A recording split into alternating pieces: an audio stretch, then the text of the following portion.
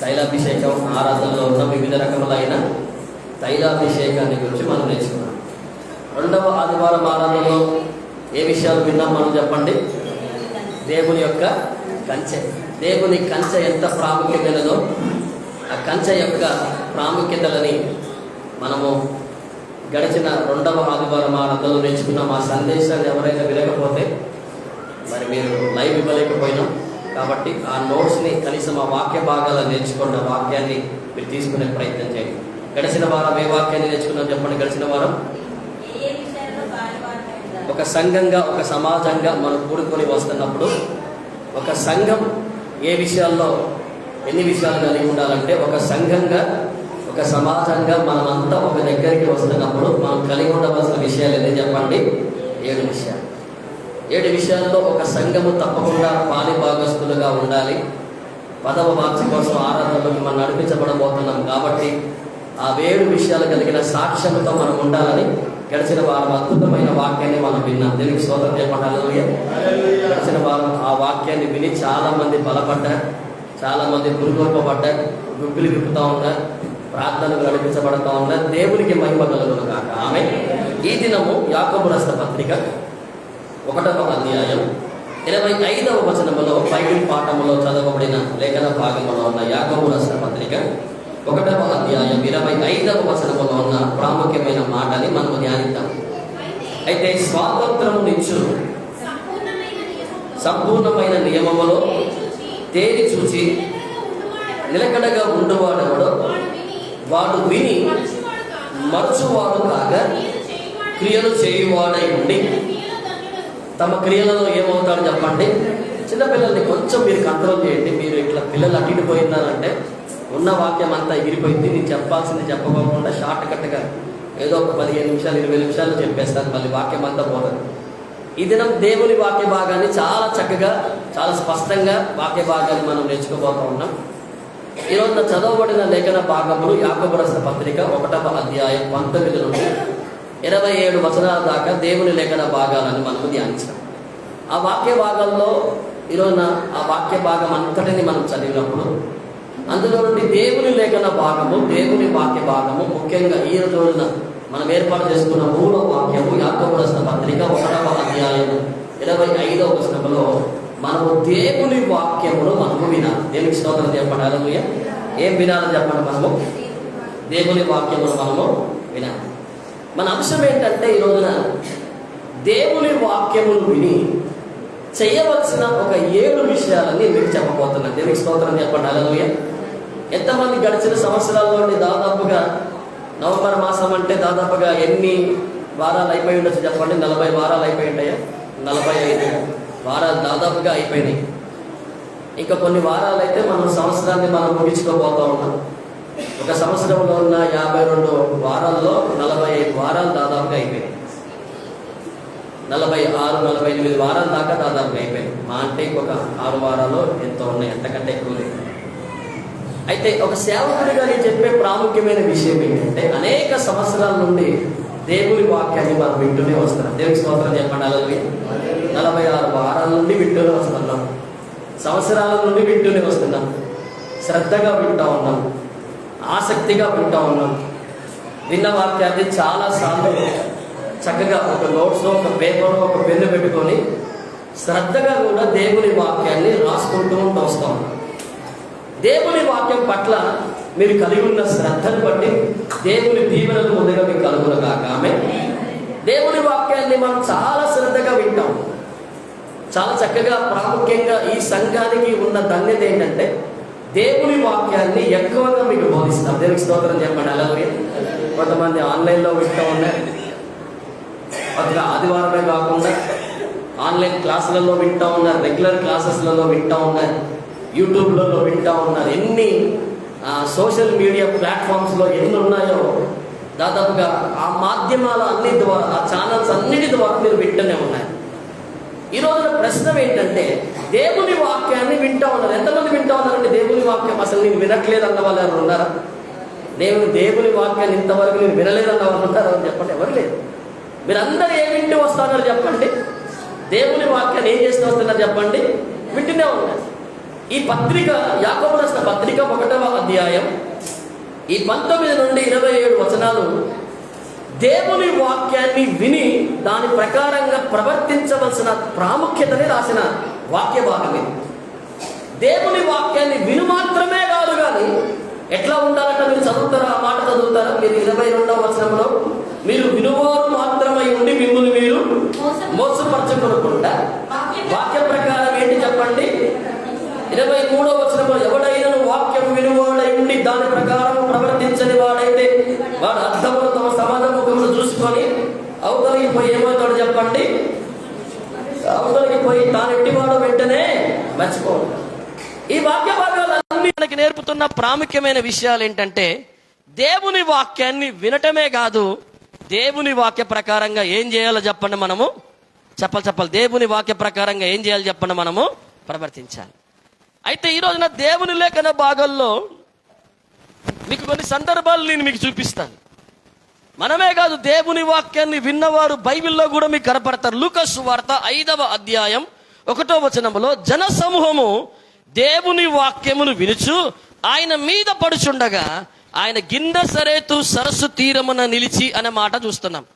ఏం చేస్తున్నారు జన సమూహం అంతా? ఏం చేస్తున్నారు చెప్పండి. దేవుని వాక్యాన్ని ఏం చేస్తున్నారు చెప్పండి. లూకాసు సువార్త 5వ అధ్యాయం 1వ వచనములో, జన సమూహము దేవుని వాక్యమును వినుచు ఆయన మీద పడుచున్నారు. దేవుని వాక్యాన్ని జనసమూహం కూడా ఏం చేస్తున్నారు? చదవండి అక్కడే. జనసమూహం కూడా ఏం చేస్తున్నారు? దేవుని వాక్యాన్ని. జనసమూహము దేవుని వాక్యము వినుచు. చాలు జనసమూహం దేవుని వాక్యాన్ని ఏం చేస్తున్నారు? చెప్పాలి, మీరు గట్టిగా చెప్పాలి. ఏం చేస్తా ఉన్నారు? వింటున్నారా లేదా చెప్పాలా? దేవుని వాక్యాన్ని ఏం చేస్తున్నారు జనసమూహము? లూకాసు వార్త 10వ అధ్యాయం 39వ వచనములో, యేసుక్రీస్తు ప్రభుకి అత్యంత ప్రియమైన ఒక కుటుంబం ఉన్నది. ఆ కుటుంబంలో మార్తా, మరియా, లాజరుల కుటుంబం. మార్తా అనేకమైన పనులు పెట్టుకొని చాలా తొందర పడతా ఉంటే, మరియా మాత్రం లూకాసు వార్త 10వ అధ్యాయం 39వ వచనములో ఈ మాటలు చదువుతారు కదా మీరు. మరియాను సహోదరి ఉండెను. మరియాను ఒక సహోదరి ఉండెను. యేసు పాదముల యొద్ద కూర్చుండి, ఆమె యేసు పాదముల యొద్ద కూర్చొని ఆయన బోధ వినుచుండెను. ఆయన బోధ ఏం చేస్తున్నది చెప్పండి. చెప్పాలి. వింటా ఉందా లేదా చెప్పాలా? వింటా ఉందా లేదా చెప్పాలి. కొంచెం గట్టిగా చెప్పండి. వింటా ఉందా లేదా చెప్పండి. జనసమూహం దేవుని వాక్యాన్ని విన్నారా లేదా చెప్పాలా. రెండవ సందర్భంలో మరియా ఆయన పాదాల దగ్గర కూర్చొని దేవుని వాక్యాన్ని ఏం చేస్తుంది చెప్పండి. వింటాం. చూడండి, అదే రీతిగా లూకాసు వార్త 19వ అధ్యాయం 48వ వచన భాగంలో కూడా మీరు చూస్తే, లూకాసు వార్త 19వ అధ్యాయం 48వ వచనం, ప్రజలందరూ ఆయన వాక్యమును వినుటకు ఆయనను హత్తుకొని ఉండిరి గనుక, ప్రజలందరూ ఏం చేస్తున్నారు అక్కడ? ఆయన వాక్యమును వినుటకును ఆయనను హత్తుకొని ఉండిరి అని రాయబడతాను. ప్రజలందరూ కూడా ఏం చేస్తూ ఉన్నారు దేవుని వాక్య భాగములోనంటే? వాక్యాన్ని వింటా ఉన్నారు. ఏం చేస్తున్నారు చెప్పండి. కొంచెం గట్టిగా చెప్పండి. వాక్యాన్ని ఏం చేస్తున్నారు చెప్పండి. వాళ్ళు వింటా ఉన్నారు. జనసమూహం విన్నారు, మరియ విన్నది, ప్రజలందరూ కూడా దేవుని వాక్యాన్ని విన్నారు. ఇంకొక స్త్రీ చూడండి, అపోస్తుల కార్యాలు 16వ అధ్యాయం 14వ వచన భాగంలో మీరు చూస్తే, అపోస్తుల కార్యాలు 16వ అధ్యాయం 14వ వచనం, అప్పుడు లూదియాను దైవభక్తి గల ఒక స్త్రీ వినుచుండెను. ఆమె కూడా ఏం చేస్తా ఉంది? దేవుని వాక్యాన్ని. అరే, ఇన్ని సందర్భాల్లో ఎక్కడ చూసినా దేవుని వాక్యాన్ని వింటూనే ఉన్నారు కదా. ఈమె దైవభక్తి గల ఒక స్త్రీ, తుయతెర పట్టణస్థురాలు, ఊదా రంగు అమ్ముతున్న ఒక స్త్రీ. ఈమె పేరు లూదియా. ఈమె కూడా దేవుని వాక్యాన్ని ఏం చేస్తున్నది చెప్పండి? వింటూ ఉన్నది. అదే రీతిగా మీరు చూడండి, అపోస్తుల కార్యాలు 13వ అధ్యాయం 44వ వచన భాగంలో కూడా మీరు చూస్తే, అపోస్తుల కార్యాలు 13వ అధ్యాయం 44వ వచనం, మరుసటి విశ్రాంతి దినమున దాదాపుగా ఆ పట్టణమంతయు దేవుని వాక్యము వినుటకు కూడి వచ్చెను. ఏం వినటానికి వచ్చారు ఆ పట్టణం అంతా చెప్పండి. చెప్పాలి. ఆ పట్టణం అంతా దేవుని వాక్యాన్ని వినటానికి ఏమొచ్చారు చెప్పండి. వీళ్ళంతా ఎట్లాగైతే ఈ ఆదివారం ఆరాధనలో చేరి వచ్చారో, కూడుకొని దేవుని వాక్యాన్ని వినటానికి వచ్చారో, అట్లాగే పట్టణం అంతా కూడా దేవుని వాక్యాన్ని ఏం చేయటానికి వచ్చారట చెప్పండి. దేవుని వాక్యాన్ని ఏం చేయడానికి వచ్చారు చెప్పండి. గట్టిగా చెప్పాలి. దేవుని వాక్యాన్ని ఏం చేయడానికి వచ్చారు వాళ్ళు? వినడానికి వచ్చారు. దేవునికి స్తోత్రం చెప్పండి. హల్లెలూయా. ఇప్పుడు ఈ వాక్యాలన్నిటిని బట్టి, ఈ వాక్య భాగాలన్నిటిని బట్టి మీరు చెప్పవలసిన సందేశం, నేను చెప్తున్న సందేశం ఏంటంటే, దేవుని వాక్యాన్ని మనం ఏం చేయాలి? కొంచెం గట్టిగా చెప్పాలి. దేవుని వాక్యాన్ని ఏం చేయాలి చెప్పండి? మనము వినాలి. దేవుని వాక్యాన్ని వింటూనే ఉన్నాం కదా మరి, చాలా సంవత్సరాల నుండి, 46 వారాల నుండి వింటూనే ఉన్నాం కదా. అనేకమైన మాధ్యమాల ద్వారా వింటూనే ఉన్నాం కదా. అనేక విషయాలను బట్టి వింటూనే ఉన్నాం కదా. మరి ఈరోజు దేవుని లేఖన భాగాల్లో దేవుని వాక్యాన్ని విని చెయ్యవలసిన 7 విషయాలు ఏంటిదో మనం నేర్చుకుంటున్నాం. దేవునికి స్తోత్రం చెప్పండి. హల్లెలూయా. ఇప్పుడు దాకా వింటూనే వస్తున్నావేమో, దేవుని వాక్యం వినటం వరకు మాత్రమే నీ బాధ్యత అనుకుంటున్నావేమో. ఈ రోజున ఈ నవంబర్ 23వ తారీఖున 4వ ఆదివారం ఆరాధనలో దేవుడు మీతో మాట్లాడబోతా ఉన్నాడండి.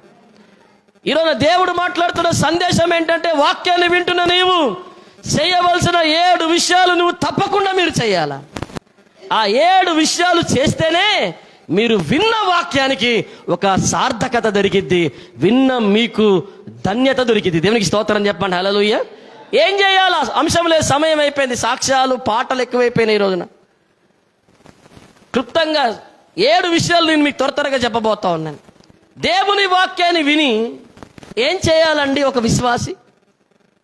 నేను వాక్యాన్ని వింటానండి, ప్రతి వారం వాక్యాన్ని వింటున్నానండి, రాసుకుంటున్నానండి, వాక్యం నా హృదయంలో ఉందండి, వాక్యం నా గుండెల్లో రాయబడిందండి, నా మనస్సుల్లో, నా నోటిలో వాక్యం ఉండండి అంటున్న నీవు దేవుని వాక్యాన్ని విని ఏం చేయాలంటే, సామెతల గ్రంథం 1వ అధ్యాయం 23వ వచనములో మొట్టమొదటి మాట, దేవుని వాక్యాన్ని విని నువ్వు చేయవలసిన 7 విషయాలలో మొట్టమొదటి విషయం ఏంటంటే, సామెతల గ్రంథం 1వ అధ్యాయం 23వ వచనాన్ని చదవండి దయచేసి. గద్దింపు విని తిరుగుడి, ఆలకించుడి, నా ఆత్మను మీ మీద కుమ్మరించుదును.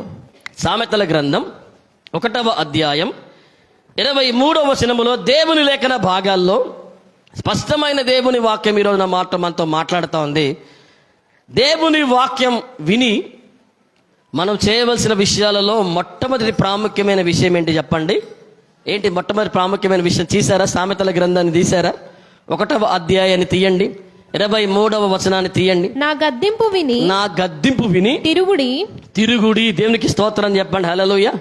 ఏం చేయాలంటే చెప్పండి, నీవు చెప్పండి, ఏం చేయాలి చెప్పండి?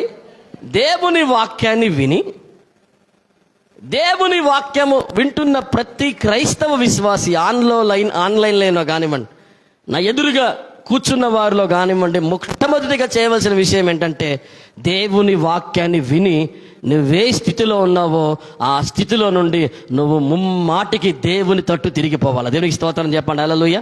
అది మనము చేయవలసిన విషయం. అది దేవుని వాక్యం నా గద్దింపు విని నువ్వేం చేయాలి చెప్పండి?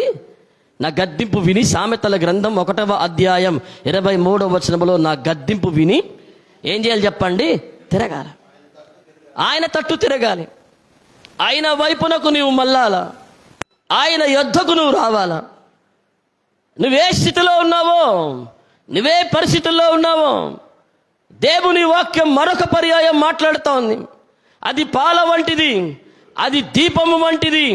ఈరోజు ఆరాధనలో అదే పాట మనం పాడుతూ ఉన్నాం. పాల వంటి దేవుని వాక్యం, దీపము వంటి దేవుని వాక్యం, జుంటి తేనె వంటి దేవుని వాక్యం మీరు వింటూ వస్తున్నారు. వింటున్న నీవు గుర్తుపెట్టుకోవాలి, దేవుని వాక్యాన్ని వింటున్న నీవు, ప్రతి వారం వింటున్న నీవు, అనేక సందర్భాల్లో, అనేక పర్యాయాల్లో ఉదయం లెగగానే వింటూ ఉన్నావేమో, రాత్రి పడుకునేటప్పుడు వింటున్నావేమో.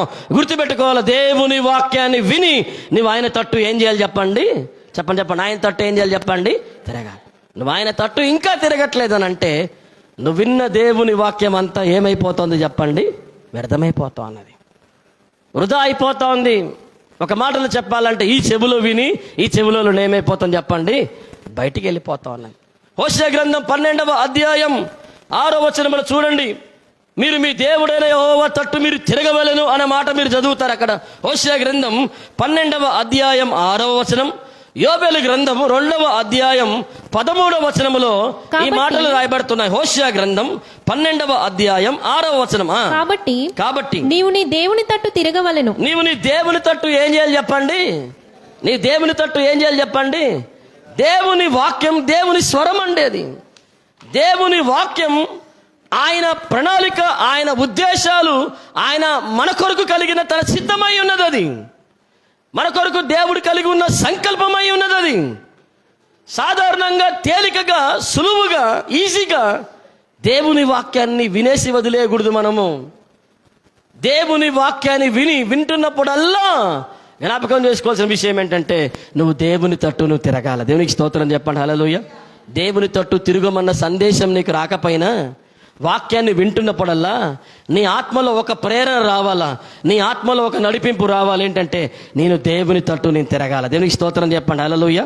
అందుకే కదా దేవుని లేఖన భాగంలో యోవేలు గ్రంథం 2వ అధ్యాయం 13వ వచనంలో మీరు చదువుతారు కదా, మీ దేవుడైన యెహోవా కరుణావాస్తములు గలవాడును, కరుణావాస్యములు గలవాడును, శాంతమూర్తియు, అత్యంత కృపగలవాడునై ఉండి, తాను చేయనుద్దేశించిన కీడు చేయక పశ్చాత్తాపపడును గనుక మీ వస్త్రములు కాక మీ హృదయములు చింపుకొని ఆయన తట్టు తిరుగుడి. ఆయన తట్టు ఏం చేయాలి చెప్పండి? నువ్వు ఆయన తట్టు ఏం చేయాలి చెప్పండి? తిరగాల. దేవుని తట్టు తిరుగుటలోనే మన అభివృద్ధి ఉంది. దేవుని తట్టు తిరుగుటలోనే మన ఆశీర్వాదాలు ఉన్నాయి. దేవుని తట్టు తిరుగుటలోనే మన ప్రతి దీవెన దాగి ఉన్నది, మన ప్రతి ఆశీర్వాదం దాగి ఉన్నది. మీకు తెలుసా, ఒక పొద్దుతిరుగుడు పువ్వు ఉదయం తూర్పు వైపు తిరిగి ఉంటుంది. దేవునికి స్తోత్రం చెప్పండి. హల్లెలూయా. మధ్యాహ్న కాల సమయం కల్లా పొద్దుతిరుగుడు పువ్వు, ఒక సన్ఫ్లవర్, మండుటెండలో సూర్యుడు ఎటువైపు ఉంటే మళ్ళీ ఆకాశం వైపు ఉంటుంది. మళ్ళీ పడమరకి అది అస్తమిస్తున్న సమయం కల్లా, సూర్యుడు అస్తమిస్తున్న సమయం కల్లా పొద్దుతిరుగుడు పువ్వు ఎటుంటుంది చెప్పండి? అస్తమించే పడమర దిక్కుంటుందండి. అట్లా దేవుని వాక్యాన్ని వింటున్న ప్రతి విశ్వాసి ఖచ్చితంగా దేవుని తట్టు తిరగాల. దేవునికి స్తోత్రం చెప్పండి. హల్లెలూయా. అలా తిరిగితే దేవుని వాక్యం నీలో ఫలించిందని అర్థం. దేవుని వాక్యం నీలో కార్యసిద్ధిని కలగజేసిందని అర్థం. దేవుని వాక్యం నీలో పని చేసిందని అర్థం. ఎందుకంటే యోబు గ్రంథం 21వ అధ్యాయం 23వ వచనములు మీరు చదివితే, సర్వశక్తుని వైపు నువ్వు తిరిగిన ఎడల, సర్వశక్తుని వైపు నువ్వేం చేయాలి చెప్పండి? నువ్వు తిరిగిన ఎడల, నీ గుడారములో ఉన్న దుర్మార్గమును దూరముగా తొలగించుకున్న ఎడల నువ్వేమవుతావు? యోబు గ్రంథం 22వ అధ్యాయం 23వ వచనాన్ని చదవండి. సర్వశక్తుని వైపు నీవు తిరిగిన ఎడల, సర్వశక్తుని వైపు నువ్వు తిరిగిన ఎడల, నీ గుడారములో నుండి దుర్మార్గమును దూరముగా తొలగించిన ఎడల, దూరముగా తొలగించుకునే ఎడల అభివృద్ధి పొంది నువ్వేం పొందుతావు చెప్పండి? నీ అభివృద్ధి దేంట్లో దాగి ఉన్నది? నీ ఆశీర్వాదం దేంట్లో దాగి ఉన్నది తెలుసా? నీ ఫలభరితమైన జీవితం దేంట్లో దాగి ఉన్నది? ఆత్మ సంబంధమైన ప్రతి దీవెన, భౌతిక సంబంధమైన ప్రతి దీవెన, ఐశ్వర్యానికి సంబంధించిన ప్రతి దీవెన, ఆర్థిక పరమైన ప్రతి దీవెన, ఆత్మీయపరమైన ప్రతి దీవెన, ఆరోగ్యపరమైన ప్రతి దీవెన సర్వశక్తిని వైపు తిరుగుటలోనే ఉన్నది. ఎవరి వైపు తిరుగుటలో ఉన్నది చెప్పండి? కొంచెం గట్టిగా చెప్పండి. ఎవరి వైపు తిరుగుటలో అని చెప్పండి? దేవుని వాక్యాన్ని వింటా ఉన్నావు నువ్వు, ఇంకా నువ్వు తిరగట్లేదేమో. ఇంకా ప్రభు ఈ రోజున మాట్లాడుతూ వస్తా ఉన్నాడు. ఈ రోజున వాక్యాన్ని వినువారు మాత్రమే కాదు, వాక్య ప్రకారంగా మనం చేయవలసిన విషయాలు ఉన్నాయి. 7 విషయాలు ఉన్నాయి. అందుకే అంటున్నాడు కదా, నా గద్దింపును విని ఏం చేయాలి చెప్పండి? నీవు తిరగాల. దేవుని వాక్యాన్ని వింటున్నప్పుడు, నువ్వు ఆయన తట్టు తిరగాలని ఒక ఆలోచన నీలో కలిగినప్పుడు, ఆయన వైపుకు రావాలన్న ఒక మనసు నీలో కలిగినప్పుడు, దేవుని వాక్యం నీలో ముమ్మాటికి పనిచేసిందని అర్థం. దేవునికి స్తోత్రం చెప్పండి. హల్లెలూయా. దేవుని వాక్యం చెప్పండి. దేవుని వాక్యాన్ని విని చేయవలసిన ఎన్ని విషయాలు ఉన్నాయి చెప్పండి? త్వరగా చెప్పండి. ఎన్ని విషయాలు ఉన్నాయి చెప్పండి? 7 విషయాలు ఉన్నాయి. మొట్టమొదటిగా చేయవలసిన విషయం ఏంటి చెప్పండి? దేవుని వాక్యాన్ని విని నువ్వు ఆయన తట్టు ఏం చేయాలి చెప్పండి? తిరగాలి. ఎన్ని లేఖన భాగాల్లో రాయబడలేదు తెలుసా? మలాకి గ్రంథం 3వ అధ్యాయం 7వ వచనం, జకరియా గ్రంథం 1వ అధ్యాయం 3వ వచనం, మీరు ఆయన తట్టు తిరగండి. ముందు ఏంటి చెప్పండి? మీరు ఆయన తట్టు తిరగండి. మలాకి గ్రంథం 3వ అధ్యాయం 7వ వచనంలో మీరు చదవండి. ఆ మాట చదవండి, కరెక్ట్ కావాల్సిన మాట చదవండి. మలాకి అయితే గ్రంథం మీరు నా తట్టు తిరిగిన ఎడల మీరు నా తట్టు తిరిగిన ఎడల నేను మీ తట్టు తిరుగుదునని దేవుడు నీ తట్టు తిరగడానికి ఇష్టపడతా ఉన్నాడు. దేవుడు నీ వద్దకు రావడానికి ఇష్టపడతా ఉన్నాడు. ముందు ఆయన తట్టు తిరుగు. నువ్వు దేవుడే నీ తట్టు తిరుగుతాడట. నువ్వు ఆయన తట్టు తిరిగితే నీవు అభివృద్ధిలోకి వస్తావట. ఆయన తట్టు తిరిగి గుడారంలో ఉన్న దుర్మార్గత అంతా తొలగించుకో. ఉన్న పాపాలన్నీ ఒప్పుకో. విడిచిపెట్టవలసినవన్నీ విడిచిపెట్టు దేవుని దగ్గర. దేవుడు నీ తట్టు తిరగబోతా ఉన్నాడు. ఆమేన్. దేవునికి స్తోత్రం చెప్పండి. హల్లెలూయా. జకరియా గ్రంథం 1వ అధ్యాయం 3వ వచనంలో కూడా మీరు చదివితే లేఖన భాగంలో చక్కగా రాయబడుతున్న మాటలు చదువుతారు. అక్కడ మీరు నా తట్టు తిరిగిన ఎడల మీరు నా తట్టు తిరిగిన ఎడల నేను మీ తట్టు తిరుగుదునని. మీ తట్టు తిరుగుతాను. జకరియా గ్రంథంలో, మలాకి గ్రంథాల్లో, ప్రవక్తల గ్రంథాల్లో ప్రజలకు దేవుడిస్తున్న సందేశం ఏంటి తెలుసా? ఇశ్రాయేల్ ప్రజలైనా కానీ ఏ జనాంగానికైనా కానీ వారు దేవుని మార్గంలోండి తప్పిపోయినప్పుడు, దేవుని మార్గంలోండి తొలగిపోయినప్పుడల్లా దేవుడు వారితో మాట్లాడి ఇస్తున్న సందేశాలలో చాలా ప్రాముఖ్యమైన సందేశం మీరు నా తట్టు తిరగండి. మీరు నా తట్టు ఏంటి చెప్పండి? తిరగండి. ఈరోజు దేవుని వాక్యాన్ని వింటున్న ప్రియ సహోదరి, ప్రియ సహోదరుడా, నువ్వు దేవుని తట్టు నువ్వు తిరగాల. వాక్యం విని మనం చేయవలసింది ఏంటి చెప్పండి? ఆయన తట్టు తిరగాల. సమయం లేదు. 2వ కారణంలోనికి వెళ్ళిపోదాం. హెబ్రీయులకు రాసిన పత్రిక 13వ అధ్యాయం 17వ వచనం.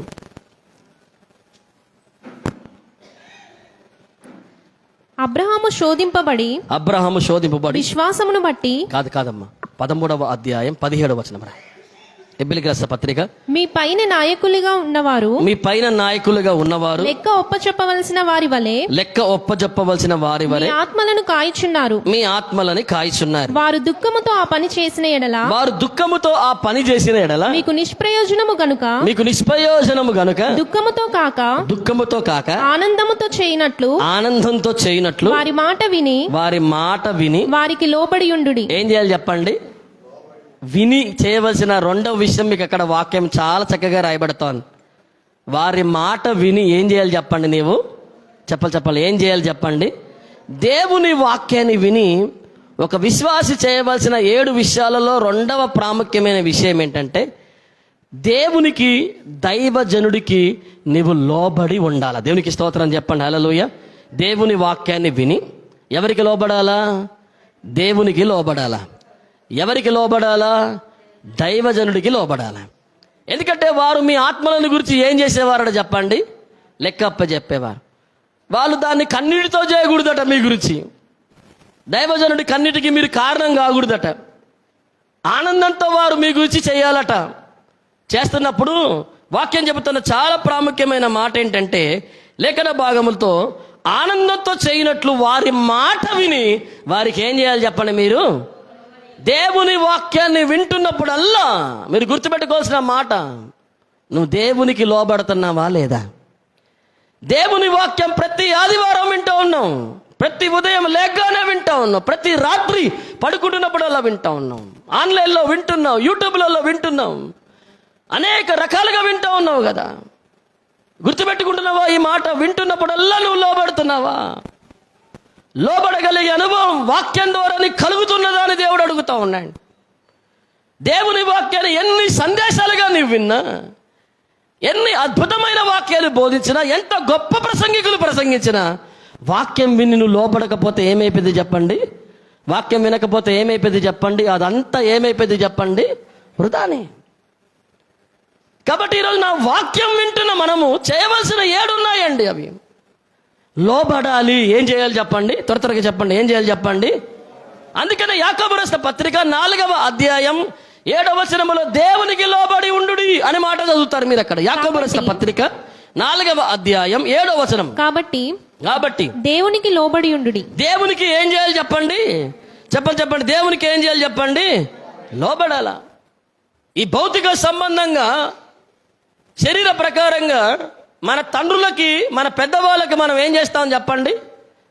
ఒక మాట చెప్పినప్పుడు మన ఇంటి వాళ్ళు, పెద్దవాళ్ళు, భౌతికంగా ఉన్న వాళ్ళకే భయభక్తులు చూసి మనం వాళ్ళు చెప్పిన మాట విని వాళ్ళకు లోబడతామా లేదా చెప్పండి? లోబడతామా లేదా చెప్పాలి. త్వరగా చెప్పాలి. లోబడతామా లేదా చెప్పాలా? లోబడతాం కదా. భౌతికంగా మన కళ్ళ ఎదుట కనపడుతున్న మన తల్లిదండ్రులకు, మన పెద్దవాళ్ళకే మనం అంత లోబడితే దేవునికి నువ్వు ఇంకా ఎంత లోబడాలా? హెబ్రీయులకు రాసిన పత్రిక 12వ అధ్యాయం 9వ వచనములో ఇదే మాటలు రాయబడతా ఉన్నాయి. హెబ్రీయులకు రాసిన పత్రిక 12వ అధ్యాయం 9వ వచనం చదవండి. మరియు శరీర సంబంధమైన తండ్రులు మనకు శిక్షకులై ఉండిరి, వారి యందు భయభక్తులు కలిగి ఉంటిమి. అట్లయితే ఆత్మలకు తండ్రి అయిన వానికి మరీ ఎక్కువగా లోబడి బ్రతకవలను కదా. ఆయన ఎవరు దేనికి తండ్రట చెప్పండి? ఆయన దేని తండ్రట మన దేవుడు చెప్పండి? మన ఆత్మలకు తండ్రి అయిన వానికి ఇంకా ఎక్కువగా లోబడి ఇంకేంటో చెప్పండి? లోబడి ఇంకేంటో చెప్పండి? భయముతో వణుకుతో మనం ఏంటో చెప్పండి? బ్రతకాలట. దేవుని వాక్యాన్ని వింటూ వస్తున్నాం మనము చాలా రోజుల నుండి. ఏం విన్నామంటే టకటక చెప్పేస్తాం కదా. ఏం విన్నామంటే బలంగా చెప్పాడు కదా అంటాం కదా. ఎంత చక్కటి వాక్యం చెప్పారని అంటారు కదా. ఎంత చక్కటి వాక్యం విన్నామండి అంటాం కదా. మరి వాక్యాన్ని వింటూనే ఉన్నాం కదా, వినే అనుభవంలోనే ఆగిపోతున్నామేమో మనము. దేవుని తట్టు తిరిగి అనుభవంలోకి రావాలా. వాక్యం అప్పుడే పనిచేస్తే దేవునికి స్తోత్రం చెప్పండి. హల్లెలూయా. మేము ఎన్ని సందేశాలు సిద్ధపరిచినా, 52 వారాలు ఎంత అద్భుతమైన బోధ చేసినా దేవుని తట్టు తిరగకపోతే ఆ వాక్య సందేశాలన్నీ వ్యర్థమే. దేవునికి స్తోత్రం చెప్పండి. హల్లెలూయా. మీరు లోబడే అనుభవంలోకి ఇంకా మీరు రాకపోతే దేవుని వాక్యం, బోధింపబడిన దేవుని వాక్యం అంతా ఏంటి చెప్పండి? అదంతా వ్యర్థమే. ఇర్మియా గ్రంథం 4వ అధ్యాయం 4వ వచనంలో కూడా చదవండి. ద్వితోపదేశ కాండం 13వ అధ్యాయం 4వ వచనంలో కూడా ఇదే మాటలు రాయబడతా ఉన్నాయి. దేవునికి లోబడండి. ఇర్మియా గ్రంథం 4వ అధ్యాయం 4వ వచనం త్వరగా. అవిధులై ఉండుట మానుకొని మీ దుష్ట క్రియలను బట్టి ఎవడునో ఆర్పివేయలేనంతగా నా ఉగ్రత అగ్ని వలె కాల్చకుండునట్లు యూదావారులారా, యెరూషలేము నివాసులారా, యెహోవాకు మీరేంటి చెప్పండి? యెహోవాకు మీరేం చేయాలి చెప్పండి? లోబడండి. దేవుని వాక్యం ఎట్లా బోధిస్తే అట్లా లోబడాల. దేవుని వాక్యానికి, దేవుని వాక్యానికి మనం లోబడాలా. దేవుని వాక్యానికి విధేయత చూపాలా. ద్వితోపదేశ కాండం 13వ అధ్యాయం 4వ వచనములో లేఖన భాగాలు చదువుతున్నాం కదా స్పష్టంగా. మీ దేవుడైన యెహోవాకు లోబడి ఆయనకే భయపడి. చూడండి, మీ దేవుడైన యెహోవాకు మీరు ఏం చేయాలో చెప్పండి? లోబడాలి. ఎట్లా లోబడతావండి? ఎట్లా లోబడతావు నీ దేవుడైన యెహోవాకి? ఆయన వాక్యాన్ని విని లోబడటమే. దేనికి స్తోత్రం చెప్పండి. హల్లెలూయా. వాక్యానికి లోబడుతున్నామంటే దేవునికి లోబడుతున్నామని అర్థం. వాక్యానికి లోబడి వాక్య ప్రకారంగా విధేయత చూపుతున్నామంటే దైవజనుడికి విధేయత చూపుతున్నామని అర్థం. వాక్యాన్ని విని నువ్వేం చేయాలి చెప్పండి? చెప్పండి. వాక్యాన్ని విని మనం ఏం చేయాలి చెప్పండి? మనము లోబడాలా. దేవునికి స్తోత్రం చెప్పండి. హల్లెలూయా. చెప్పండి. వాక్యాన్ని విని ఒక విశ్వాసి చేయవలసిన విషయాలు ఎన్ని ఉన్నాయి చెప్పండి? ఎన్ని ఉన్నాయి చెప్పండి? 7 ఉన్నాయి. వాక్యాన్ని విని ముందుగా మనం ఏం చేయాలి? దేవుని తట్టు తిరగాల. దేవుని తట్టు ఇంకా తిరగకోకుండా, దేవుని యొద్దకు ఇంకా రాకుండా, మల్లకుండా, ఆయన వైపుకు రాలేని వేవేవేతున్నాయో వాటన్నిటిని తొలగించుకొని వాక్యం విని ఆయన తట్టు తిరిగిపోవాలా. ఎందుకంటే దేవుని వాక్యమే ఆయన తట్టు తిప్పగలిగే శక్తి దానికి మాత్రమే ఉంది. ఆమేన్. దేనికి ఉన్నది? ఒక మనిషిని, ఒక విశ్వాసిని, ఒక పాపిని దేవుని తట్టు తిప్పగలిగే శక్తి దేనికి ఉన్నది చెప్పండి? చెప్పండి. దేనికి ఉన్నది చెప్పండి? ఎన్నో ఈ లోకంలో మనల్ని తిప్పేసినాయి. అప్పుడు దాకా డబ్బు తిప్పింది, లోకం తిప్పింది, పాపం తిప్పింది, వాళ్ళ వైపు ఎన్ని రకాలుగా అవి తిప్పుకున్నాయో. కానీ దేవుని తట్టు తిప్పగలిగే శక్తి దేవుని వాక్యానికే విన్నది. ఆ వాక్యాన్ని నువ్వు వినగానే ఏం కావాలి చెప్పండి? దేవుని తట్టు ఏం చేయాలి చెప్పండి? నీవు తిరగాలి. రెండవదిగా దేవుని వాక్యాన్ని విని చేయవలసిన రెండవ విషయం ఏంటి చెప్పండి? దేవుని వాక్యాన్ని విని నువ్వేం చేయాలి చెప్పండి? నువ్వు. మూడవదిగా దేవుని వాక్యాన్ని విని నువ్వేం చేయాలా? యోహాను సువార్త 6వ అధ్యాయం 45వ వచనాన్ని చదవండి.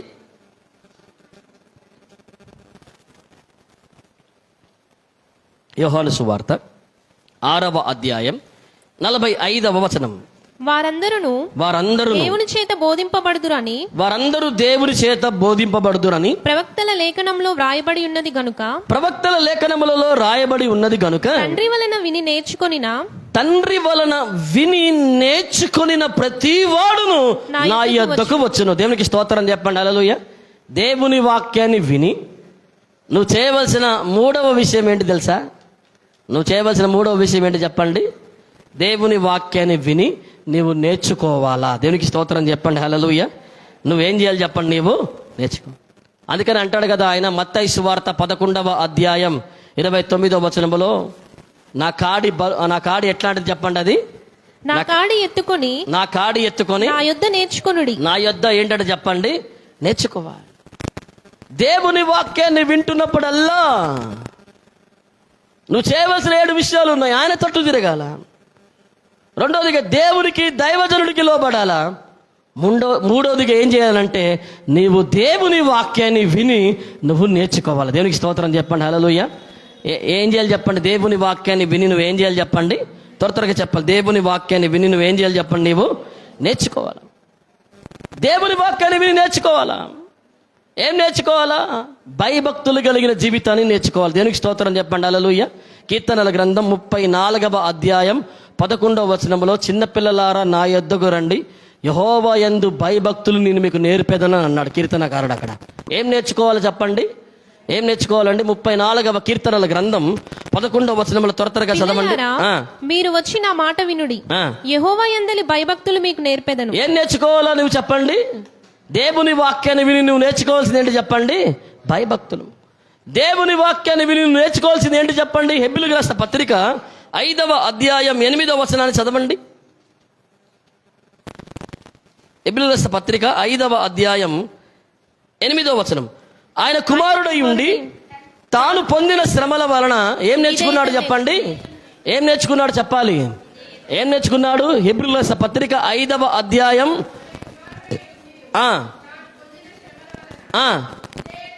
ఏం నేర్చుకున్నాడో చెప్పండి? విధేయత నేర్చుకోవాలా, భయభక్తులు నేర్చుకోవాలా, ధర్మ విధులు నేర్చుకోవాలా. ఏం నేర్చుకోవాలి చెప్పండి? నీవు ధర్మ విధులు. మలాకి గ్రంథం 2వ అధ్యాయం 7వ వచనములో ఈ మాటలు మీకు రాయబడతాయి. దేవుని లేఖన భాగములో మలాకి గ్రంథం 2వ అధ్యాయం 7వ వచనాన్ని చదవండి. యాజకులు సైన్యములకు అధిపతియగు యెహోవా దూతలు గనుక జనులు వారి నోట ధర్మశాస్త్ర విధులను నేర్చుకొందురు. ఏం నేర్చుకుంటారట జనులు వారి నోట చెప్పండి?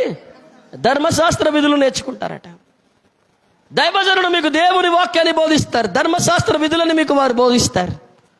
బోధిస్తున్నప్పుడల్లా నువ్వు ఆ ధర్మ విధులను ఏం చేయాలి చెప్పండి? నీవు నేర్చుకోవాలి.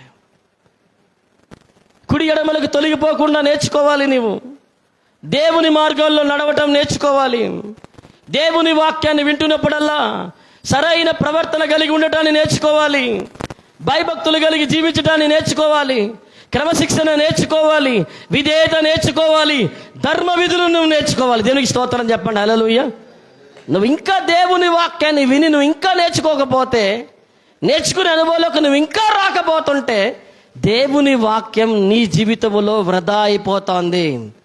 దేవుని వాక్యం నీ దగ్గర పని చేయట్లేదు.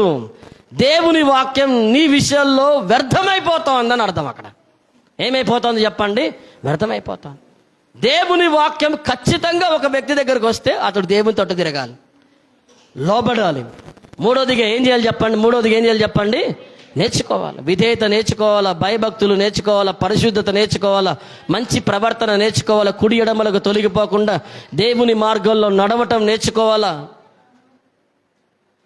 క్రమముగా జీవించటం నేర్చుకోవాలా, క్రమశిక్షణ నేర్చుకోవాలా, విధేయత నేర్చుకోవాలా, భయభక్తులు నేర్చుకోవాలా. ఎన్ని ఒక విశ్వాసి నేర్చుకోవాలో అవన్నీ దేవుని వాక్యము ద్వారా ఖచ్చితంగా నువ్వేం చేయాలి చెప్పండి? నువ్వు నేర్చుకోవాలా. అలా నేర్చుకోగలిగే కృప, అలా నేర్చుకోగలిగే జ్ఞానం దేవుని వాక్యానికి ఉన్న. దేవునికి స్తోత్రం చెప్పండి. హల్లెలూయా. నువ్వెంత నేర్చుకోవాలో, నువ్వు నేర్చుకోవాల్సిన విషయాలు ఎన్ని ఉన్నాయో దేవుని వాక్యములో చాలా విషయాలు దేవుడు దాచి ఉంచినాడు. దేవునికి స్తోత్రం చెప్పండి. హల్లెలూయా. బైబిల్ని తెరిచి చక్కగా చదువుతూ ఉంటే మనం ఏం చేస్తూ ఉంటాం చెప్పండి? దేవుని వాక్యం ద్వారా చాలా విషయాలు ఏం చేస్తూ ఉంటాం చెప్పండి? నేర్చుకుంటాం. ఈరోజు మనం గుర్తుపెట్టుకోవాలి, దేవుని వాక్యాన్ని వింటా ఉన్నాం మంచిదే, కానీ ఏదైనా నేర్చుకున్నావా? దేవుని వాక్యాన్ని ధ్యానిస్తా ఉన్నాం మంచిదే, దేవుని వాక్యాన్ని రాసుకుంటున్నావు మంచిదే. ఏం నేర్చుకున్నావు దేవుని వాక్యం ద్వారా? ఈరోజున ఒక విషయాన్ని చదవాలి ఖచ్చితంగా. ఒక నెలలో అయినా ఒక విషయం అయినా నువ్వు ఖచ్చితంగా నేను దేవుని వాక్యం ద్వారా నేను చదివాను, ధ్యానించాను, సందేశాలు విన్నాను, ఈ విషయాన్ని నేర్చుకున్నానని దేవుని దగ్గర నువ్వు చెప్పగలగాలి. దేవునికి స్తోత్రం చెప్పండి. హల్లెలూయా. వారంలో కనీసం ఒక విషయమైనా చెప్పాలా, నెలలో కనీసం ఒక విషయమైనా నువ్వు చెప్పాలా. అప్పుడు దేవుని వాక్యం నీలో పనిచేసిందని అర్థం. 4వదిగా దేవుని వాక్యాన్ని విని మనం చేయవలసిన 7 విషయాలలో 4వ విషయం ఏంటంటే సామెతల గ్రంథం 23వ అధ్యాయం 19వ వచనం.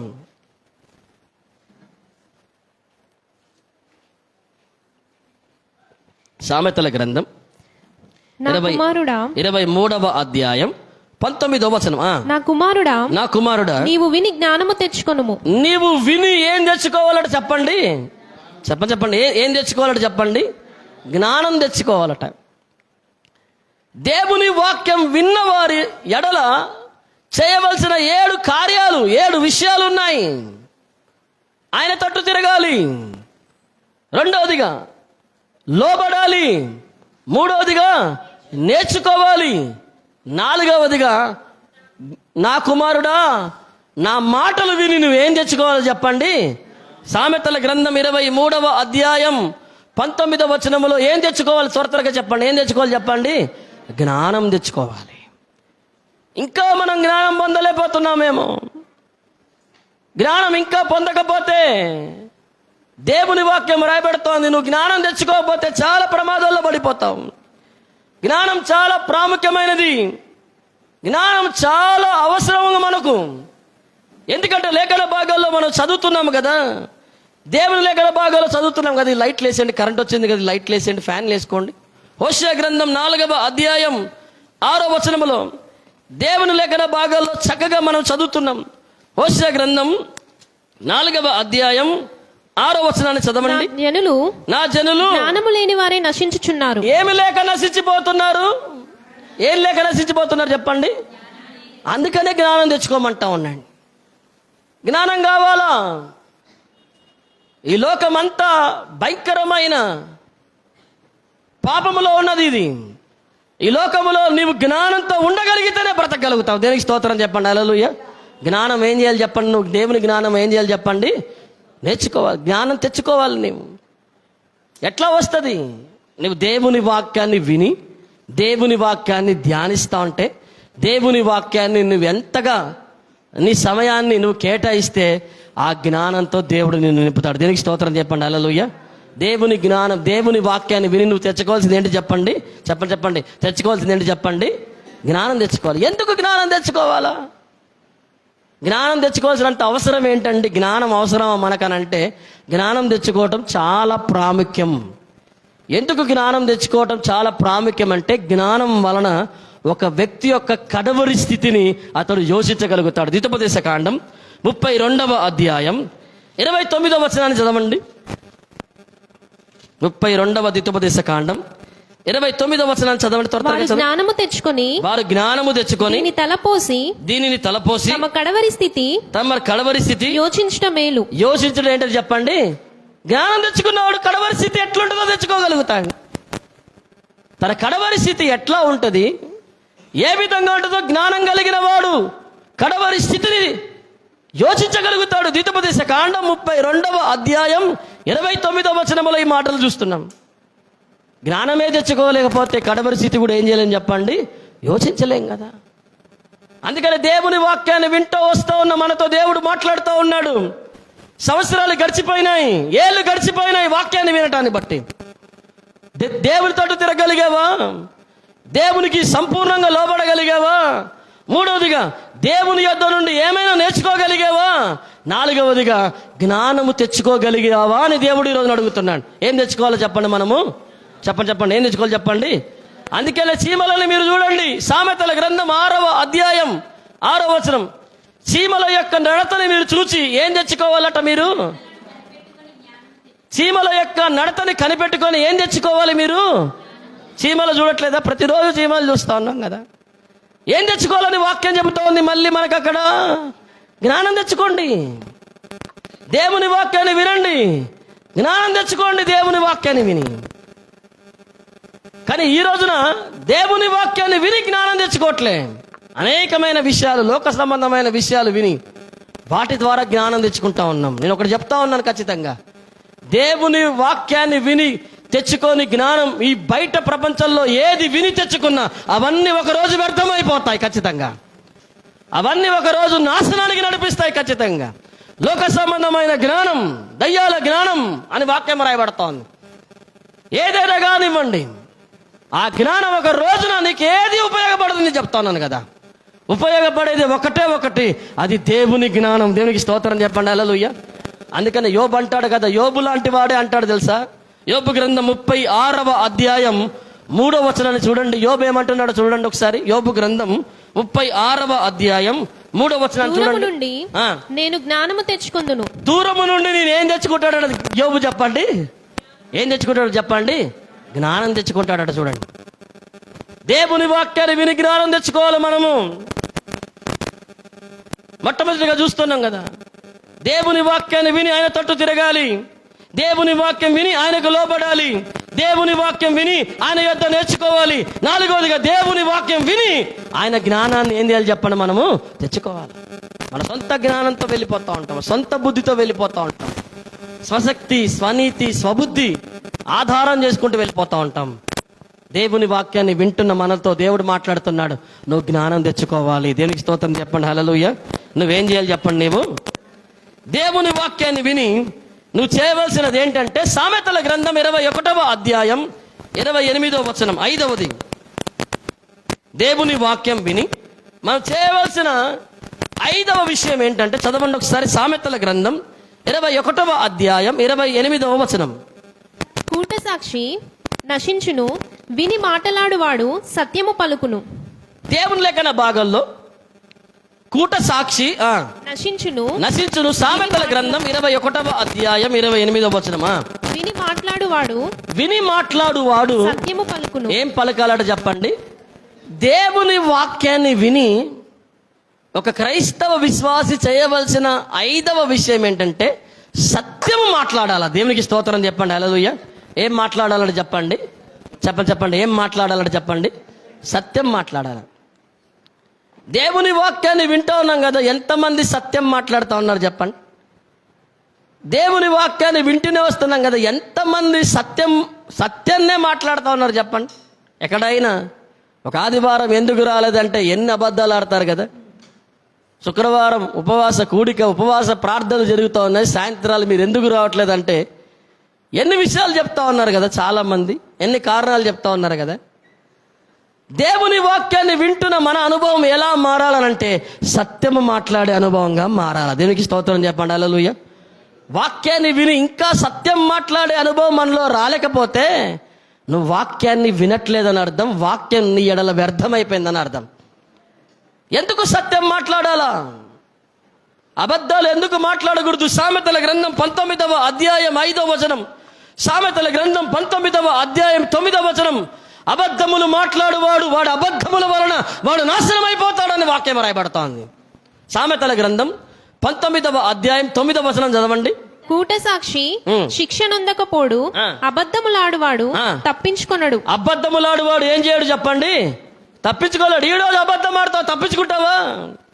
సామెతల గ్రంథం 19వ అధ్యాయం 9వ వచనం చదవండి. అబద్ధములాడువాడు నశించును. అబద్ధములాడువాడు ఏమైపోతాడు చెప్పండి? నశించిపోతాడు. నీ అబద్ధాలతో నేను నశించిపోతావు. నీ అబద్ధాలు నిన్ను తప్పించలేవు. కాబట్టి దేవుని వాక్యాన్ని విని మనం ఏం మాట్లాడాలో చెప్పండి? దేవుని వాక్యాన్ని విని మనం ఏం చేయాలి చెప్పండి? మనము సత్యము మాట్లాడాలి. సత్యం మాట్లాడే అనుభవంలోకి మనం రాగలగాల. సత్యాన్ని చెప్పగలిగే జీవితం మనలో ఉండాలా. దేవునికి స్తోత్రం చెప్పండి, హల్లెలూయా.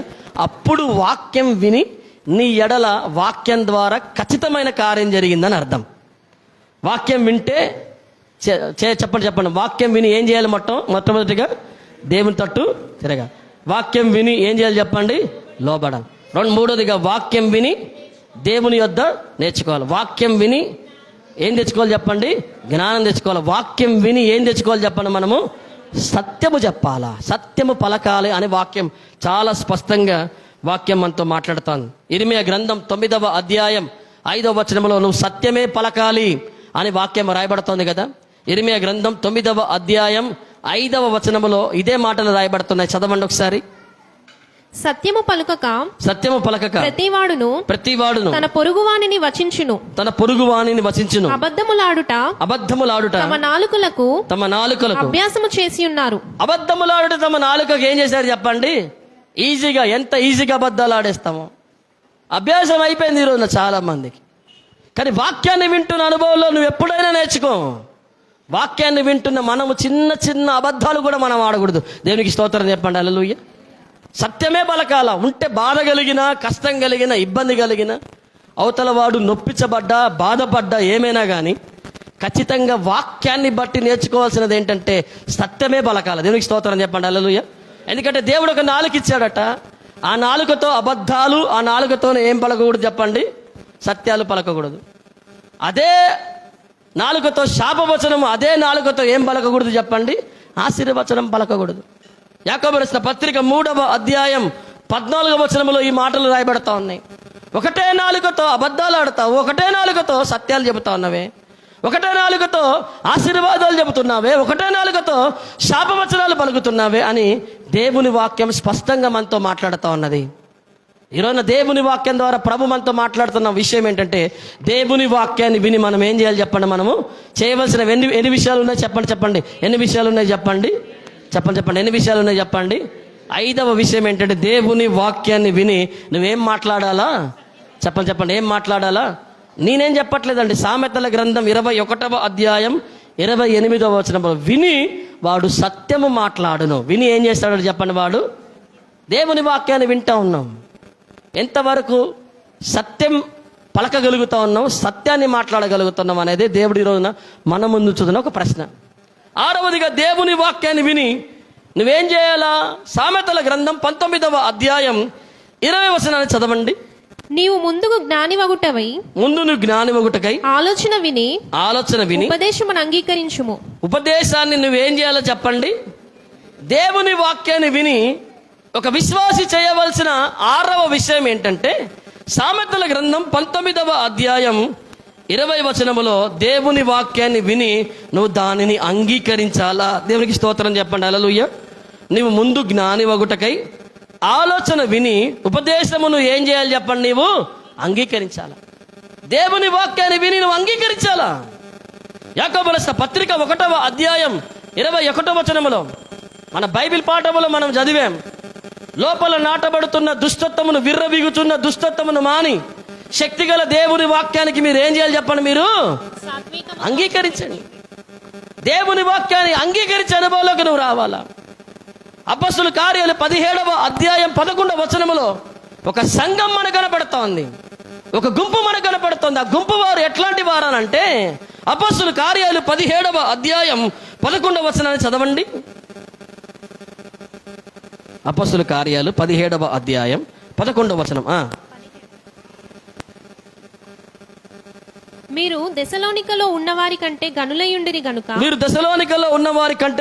ఉండిరి గనుక ఆసక్తితో వాక్యమును అంగీకరించి, ఆసక్తితో వాక్యాన్ని ఏం చేశారని చెప్పండి? వాళ్ళు చెప్పండి. ఆసక్తితో దేవుని వాక్యాన్ని ఏం చేశారు చెప్పండి?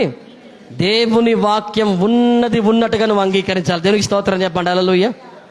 దేవుని వాక్యం ఎట్లా నీకు బోధిస్తుందో, ఎలా నీ యొద్దకు వస్తుందో, దేవుని వాక్యం ఎలా వస్తుందో నీ యొద్దకు ఉన్నట్టుగా దేవుని వాక్యాన్ని నువ్వేం చేయాలి చెప్పండి? నీవు అంగీకరించాలా. దేవుని వాక్యాన్ని అంగీకరించగలిగే అనుభవంలోకి రావాలా. ఏ అనుభవంలోకి రావాలో చెప్పండి? చెప్పండి. దేవుని వాక్యాన్ని ఏం చేసే అనుభవంలోకి రావాలో చెప్పండి? చెప్పాలి. కొంచెం గట్టిగా చెప్పండి. ఏం చేసే అనుభవంలోకి రావాలో చెప్పండి? ఏ అనుభవంలోకి రావాలో చెప్పండి? దేవుని వాక్యాన్ని ఏం చేసే అనుభవంలోకి రావాలో చెప్పండి? అంగీకరించగలిగే అనుభవంలోకి మనము రావాలా. దేవుని లేఖన భాగాల్లో మనం చూస్తే, వాక్య సత్య భాగాల్లో మనం చూస్తే, ఎన్ని లేఖన భాగాల్లో ఎన్ని చోట్ల దేవుని వాక్యం రాయబడుతుందో. అప్పుడు దాకా యేసుప్రభుని వీళ్ళంతా సిలువ వేయమని చెప్పి యేసుప్రభుని హింసించిన వాళ్ళు, గాయపరిచిన వాళ్ళు, దుఃఖపరిచిన వాళ్ళు, యేసుప్రభు యెరూషలేముకు వచ్చినప్పుడు హోసన్నా జయమే అన్నోళ్ళు, మళ్ళీ అదే వారం తర్వాత ఆయన సిలువ వేయమన్నోళ్ళు, వీళ్ళందరూ ఒక దగ్గర చేరినారు. అపొస్తలుల కార్యాలు 2వ అధ్యాయం 41వ వచనంలో మీరు చూస్తారు. అక్కడ అందరు కలిసిన పేతురు వాళ్ళతో వాక్యాన్ని బోధిస్తూ ఉన్నాడు. పేతురు వాళ్ళతో వాక్యాన్ని బోధిస్తున్నప్పుడు ఆ వాక్యం ఒక్కొక్కడి హృదయంలో ఎట్లయిపోయింది తెలుసా? 37వ వచనంలో వారు ఈ వాక్యాన్ని, ఈ మాట విని హృదయంలో ఏం చేశారు చెప్పండి? నొచ్చుకొని అనే మాట రాయబడుతుంది. ఏమైపోయింది చెప్పండి? నొచ్చుకొని అంటే పొడవబడి అని రాయబడుతుంది కింద. ఏమైపోయింది చెప్పండి? కొన్నిసార్లు దేవుని వాక్యం పొడుస్తూ ఉంటుందిలేండి. దేవుని వాక్యం కొన్నిసార్లు ఏం చేస్తాడు చెప్పండి? నొచ్చుకుంటా ఉంటుంది. దేవుని వాక్యం కొన్నిసార్లు నిన్ను నొప్పి కలిగిస్తుంది, బాధ కలిగిస్తుంది, అయినా కానీ దాన్ని అంగీకరించాలి. దేవునికి స్తోత్రం చెప్పండి. హల్లెలూయా. నొచ్చుకున్నది వాళ్ళకి దేవుని వాక్యం. దేవుని వాక్యం వాళ్ళని పొడిచింది. దేవుని వాక్యం అంత పొడిచిన తర్వాత వాళ్ళు అడుగుతా ఉన్నారు కదా, మేమేం చేయాలయ్యా అని పేతురుని అడిగారు. వాళ్ళు ఏమన్నారు చెప్పండి, త్వరగా చదవండి. మేమేమి చేతుమని పేతురుని అడుగగా పేతురు వాళ్ళతో చెప్తున్నాడు, మారు మనసు పొంది మీరు ఏం చేయాలి చెప్పండి, మీరు బాప్తిజం పొందాలి అన్నప్పుడు వాళ్ళు 41వ వచనంలోకి వచ్చే కల్లా, కాబట్టి అతని వాక్యమును అంగీకరించిన వారు ఏం చేసిన వారు చెప్పండి, చెప్పండి ఏం చేసిన వారు చెప్పాలి, కొంచెం గట్టిగా చెప్పండి. ఏం చేసిన వాళ్ళు చెప్పండి, పొడవబడ్డోళ్ళు, నొచ్చుకున్న వాళ్ళు అంతా చివరికి వచ్చి ఏం చేసినారు చెప్పండి, అంగీకరిస్తే బాప్తిజంలోకి వచ్చినారు. దేవునికి స్తోత్రం చెప్పండి. హల్లెలూయా. సంఘంలోకి చేర్చబడ్డారు, విశ్వాసులుగా మారగలిగారు, పరలోకంలోకి స్థానం సంపాదించగలిగినారు. దేవునికి స్తోత్రం చెప్పండి. హల్లెలూయా. దేవుని వాక్యం ఎంత బలంగా నీ దగ్గర తీసుకొచ్చినా, అయ్యా మాకు ముఖం మీద కొట్టినట్టు చెప్తాడండి అయ్యగారు అంటే అంటారు కొంతమంది. ముఖం మీదనే కొట్టినట్టు ఉంటుందండి మాకు వాక్యం, అట్లాంటి వాక్యం దగ్గరికి మేము వెళ్ళమండి అంటా ఉంటారు కొంతమంది. ఏందండి ఏదో వాక్యం అంటే మమ్మల్ని ఏమైనా కొంచెం నవ్వించాలా, పొగడాలా, కొంచెం వాళ్ళు సంతోష పెట్టాలా, మమ్మల్ని బలపరచాలా, కానీ ముఖం మీద కొట్టినట్టు చెప్తారండి ఎవరైనా వాక్యం అంటే. కొన్నిసార్లు అట్లాగే వస్తుంది వాక్యం, మన చేతులు ఏం లేదు కదా. నీ ఒక్కడి కొరకు నీ ఒక్కడి ముఖం మీద కొట్టాలని చెబితే మిగిలిన సంగతి అంతా ఏమవ్వాలా? నీ ఒక్కడి గురించి చెప్పేది కాదు కదా వాక్యం, ఒక్కళ్ళు ఉద్దేశించి ఒక్కళ్ళని మనసులో పెట్టుకొని చెప్పేది కాదు కదా వాక్యం. దేవుడు ఏది పెడతాడో అదే చెప్పేది దేవుని వాక్యం. దేనికి స్తోత్రం చెప్పండి. హల్లెలూయా. దేవుడు నోటి ద్వారా ఏది పలుకుతాడో చెప్పేది దేవుని వాక్యం. అది నువ్వు అంగీకరిస్తే నీలో కార్యం జరిగి. దేనికి స్తోత్రం చెప్పండి. హల్లెలూయా. నువ్వు అంగీకరించినంత వరకు ఆ వాక్యం నీ యొద్దకు వచ్చి వెళ్ళిపోతా ఉంటుంది, వెనుకకి వెళ్ళిపోతా ఉంటుంది, కార్యసాధమైన క్రియ చేయడానికి వస్తూ ఉంటుంది. నువ్వు అంగీకరించవు వాక్యాన్ని, అది వచ్చి వెళ్ళిపోతా ఉంటుంది, ప్రభావంతో వస్తూ ఉంటుంది, వేగంతో వస్తూ ఉంటుంది. దేవుని వాక్యం ఎట్లాంటి తెలుసా, అది వేగం గలది. ఎట్లాంటి చెప్పండి, అది చెప్పండి ఎట్లాంటి చెప్పండి అది దేవుని వాక్యం ఎట్లాంటి చెప్పండి. దేవుని వాక్యం ఎలాంటిదని దేవుని లేఖన భాగాల్లో మనం చూస్తామనంటే, దేవుని వాక్యం బహువేగంగా పరిగెత్తేది. అది ఎట్లాంటిది చెప్పండి. దేవుని వాక్యం అది ఎట్లా పరిగెత్తేదండి దేవుని వాక్యం? అది ఎట్లాంటి చెప్పండి. దేవుని వాక్యం 2 అంచెల ఖడ్గం కలిగిన 149వ అధ్యాయం 9వ వచనములో, కీర్తనల గ్రంథం 149వ అధ్యాయం 9వ వచనములో ఈ మాటలు చూస్తారు. ఎట్లాంటిది దేవుని వాక్యం చెప్పండి, ఎట్లాంటిది? 149వ కీర్తనల గ్రంథం 9వ వచనాన్ని చదవండి. వారి చేతిలో 2 అంచెల గల ఖడ్గం ఉన్నది. ఆయన చేతిలో 2 అంచెల గల ఏమన్నా చెప్పండి. దేవుని వాక్యం ఎట్లాంటిది అది చెప్పండి. ఎట్లాంటిది చెప్పండి. అది చెప్పండి త్వరగా చెప్పాలి. ఎట్లాంటిది చెప్పండి. 2 అంచెల ఖడ్గం గలది. దేవుని వాక్యం ఎట్లాంటిది? 147వ కీర్తనల గ్రంథం 15వ వచనములో, ఆయన వాక్యం బహువేగంగా పరిగెత్తును. ఎట్లాంటిది వాక్యం చెప్పండి. ఎట్లా పరిగెత్తేది దేవుని వాక్యం చెప్పండి.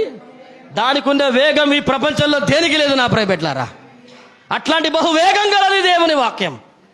అట్లాంటి బహువేగం గల వాక్యం నీ దగ్గరకు వస్తా అంటే మనకు ఏం చేయలేకపోతున్నాం చెప్పండి. దేవుని వాక్యాన్ని ఏం చేయలేకపోతున్నాం చెప్పండి. అంగీకరించలేకపోతున్న ఆ దేవుని వాక్యం బహువేగంగా నీ దగ్గరకు వచ్చి అదేమైపోతుంది చెప్పండి. అక్కడి దాకా వచ్చి నీ దాకా వచ్చి వెళ్ళిపోతా ఉన్నది. కానీ ఒకవేళ దేవుని వాక్యాన్ని నువ్వు అంగీకరిస్తే ఎట్లా ఉంటుంది తెలుసా? యెషయా గ్రంథం 55వ అధ్యాయం, యెషయా గ్రంథం 55వ అధ్యాయం 10వ వచనం చివరి లైన్ నుండి చదువుతారా? భూమిని తడిపి విత్తువానికి విత్తనమును, లాస్ట్ లైన్స్ అమ్మా, ఇంకా లాస్ట్ లైన్. ఆయన నోట నుండి వచ్చు వచనము, ఆయన నోట నుండి ఒక వచనం వస్తుందట. ఆ వచనం ఎట్లా ఉంటుంది తెలుసా? నిష్ఫలముగా నా యొద్దకు మరలక నాకు అనుకూలమైన కార్యాన్ని నెరవేర్చును. నేను పంపిన కార్యాన్ని ఏం చేస్తా చెప్పండి. దేవుని వాక్యం ఎవరి యొద్దకు వచ్చినా అది నిష్ఫలంగా మరలకుండా వెళ్ళిపోయింది. దేవునికి స్తోత్రం చెప్పండి. హల్లెలూయా. నిష్ఫలంగా ఎన్నడూ మరలదండి. అది అనుకూలమైన ఏం చేస్తుంది చెప్పండి. నీ ఆదరణ కొరకు వస్తే ఆదరణ కొరకు, నువ్వు బలపరచడం కొరకు వస్తే నీ బలపరచడం కొరకు వస్తుంది. నీ జీవితంలో ఏ కార్యాన్ని చేయవాలో ఆ కార్యాన్ని చేసేది ఏంటి చెప్పండి? దేవుని వాక్యమే. ఆ వాక్యాన్ని నువ్వేం చేయాలంటే ఉన్న పాటున ఉన్న స్థలములో ఉన్న స్థితిలో నువ్వేం చేయాలంటే హృదయపూర్వకంగా అంగీకరించాలి. దేవునికి స్తోత్రం చెప్పండి. హల్లెలూయా. అప్పుడు దేవుని వాక్యం పంపబడిన కార్యాన్ని చేస్తుంది. నిష్ఫలముగా మరలక ఏం చేస్తుంది దేవుని వాక్యం చెప్పండి? అనుకూలమైన దానిని నెరవేరుస్తుంది. దేవునికి స్తోత్రం చెప్పండి. హల్లెలూయా. చివరిగా దేవుని వాక్యాన్ని విని చేయవలసినది ఏంటిది అంటే మత్తయి సువార్త 15వ అధ్యాయం 10వ వచనం. దేవుని వాక్యాన్ని విని ఒక విశ్వాసి చేయవలసిన 7వ విషయం, చివరి విషయం చదవండి. సమూహములను పిలిచి మీరు విని గ్రహించుడి. మీరు విని ఏం చేయాలి చెప్పండి? మీరు చెప్పండి. మీరు విని ఏం చేయాలి చెప్పండి? మీరు గ్రహించాలి. మార్కు సువార్త 7వ అధ్యాయం 14వ వచనంలో కూడా, 2వ కొరింథీయులకు రాసిన పత్రిక 1వ అధ్యాయం 13వ వచనంలో కూడా ఇదే మాటలు రాయబడతా ఉన్నాయి. మీరు దేవుని వాక్యాన్ని విని మీరేం చేయాలి చెప్పండి? మీరు గ్రహించాలి. ఇవి 7 విషయాలండి. ఖచ్చితంగా దేవుని వాక్యంలో ప్రభు మనతో మాట్లాడుతూ ఉన్నది. నువ్వు ఆయన తట్టు తిరగాల, లోబడాలా, నేర్చుకోవాలా, జ్ఞానం తెచ్చుకోవాలా. దాని తర్వాత జ్ఞానం తెచ్చుకోవాలి. దాని తర్వాత ఏంటి చెప్పండి? సత్యాన్ని పలకాల, అంగీకరించాలా. 7వదిగా చేయవలసింది ఏంటంటే దేవుని వాక్యాన్ని విని నువ్వేం చేయాలి చెప్పండి? నీవు గ్రహించాలా దేవుని వాక్యం. అది దేవుని వాక్యం, అది దేవునికి స్తోత్రం చెప్పండి. హల్లెలూయా. గ్రహించాలని దేవుని వాక్యాన్ని మంచిగా గ్రహించాలా. ఎంతగా మనము గ్రహిస్తామో, దేవుని వాక్యాన్ని ఎంత వింటామో, దేవుని వాక్యాన్ని ఎంత గ్రహించగలుగుతామో, దేవుని కార్యాలు అంత బలంగా మన ఎడల జరుగుతాయి. దేవునికి స్తోత్రం చెప్పండి. హల్లెలూయా. ఎందుకు దేవుని వాక్యం చాలా మనం గ్రహించాలని మనకి ఇచ్చాడు ఆయన. 2వ కొరింథీయులకు రాసిన పత్రిక 1వ అధ్యాయం 13వ వచనంలో చదవండి ఒకసారి. 2వ కొరింథీయులకు రాసిన పత్రిక 1వ అధ్యాయం 13వ వచనం చదవండి. మీరు చదువుకుని పూర్తిగా గ్రహించిన సంగతులు తప్ప, మీరు చదువుకొని పూర్తిగా గ్రహించిన ఏంటి చెప్పండి? సంగతులు తప్ప. ఎప్పుడు నువ్వు గ్రహించగలుగుతావు? నువ్వు చదవగలిగితేనే తప్ప. నువ్వు చదివితే దేవుని వాక్యాన్ని గ్రహించగలుగుతావు. దేవునికి స్తోత్రం చెప్పండి. హల్లెలూయా. ఎప్పుడు దేవుని వాక్యాన్ని గ్రహిస్తావో దేవుని వాక్యం ఒక దీపమై నీ కొరకు మారిద్ది. ఆమెన్. దేవుని వాక్యం ఒక వెలుగులా నీ కొరకు ఉంటుంది. దేవుని వాక్యం ఒక త్రోవగా నీ కొరకు మారిద్ది. దేవుని వాక్యాన్ని గ్రహించటమే కావాలా. దేవునికి స్తోత్రం చెప్పండి. హల్లెలూయా. అపవాదిగాడు చేసే వాడి దాడులలో, వాడు చేసే పనులలో చాలా ప్రాముఖ్యమైన పని ఏంటంటే వాడు వాక్యాన్ని విని గ్రహించనీయకుండా చేస్తున్నాడు. వాక్యాన్ని ఏం చేయడం చెప్పండి? వాక్యం వినేలా చేస్తాడు, వాక్యం నాటబడేలా చేస్తాడు, వాక్యం వినేలా చేస్తాడు, నాటబడేలా చేస్తాడు. కానీ ఒక్కటి మాత్రం వాడు చేయలేడు. ఏం చేయడు చెప్పండి? దేవుని వాక్యం ఏం చేయడు చెప్పండి? గ్రహించనీయడు వాడు. ఎందుకంటే వాడు దేవుని వాక్యాన్ని గ్రహించినాడనంటే వాడి జీవితం మారిపోయింది కాబట్టి. దేవుని వాక్యాన్ని గ్రహించినాడనంటే తన బ్రతుకు మార్చుకుంటాడు కాబట్టి. దేవుని వాక్యాన్ని విన్నాడంటే, గ్రహించాడంటే దేవుని తోట తిరగలుగుతాడు కాబట్టి. అందుకని మాటికి వాడు చేసే ప్రయత్నాలలో వాడు చేసే ఎక్కువ ప్రయత్నం ఏంటంటే దేవుని వాక్యాన్ని ఏం చేయలేడు చెప్పండి? గ్రహించలేడు. దేవుని వాక్యాన్ని విని ఈ రోజు నుండి అయినా 7 విషయాలు ఒక క్రైస్తవ విశ్వాసిగా మనం చేయాలా. వాక్యం ఏం చెబుతా ఉంది? ఆ వాక్య భాగం ఏంటిది?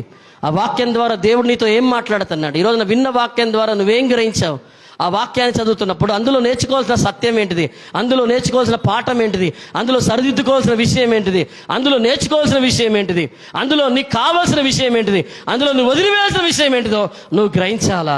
అది గ్రహిస్తే దేవుని వాక్యం ద్వారా నీలో బలమైన కార్యం జరిగిద్దని దేవుడు మాట్లాడుతున్నాడు. దేవుడు తన వెనుకడిలో ఈ మాటలను దీవించును గాక. కళ్ళు మూసుకుందాం. మోకరించగలిగేవారు మోకరించండి. ప్రార్థన చేద్దాం. ప్రార్థనలోకి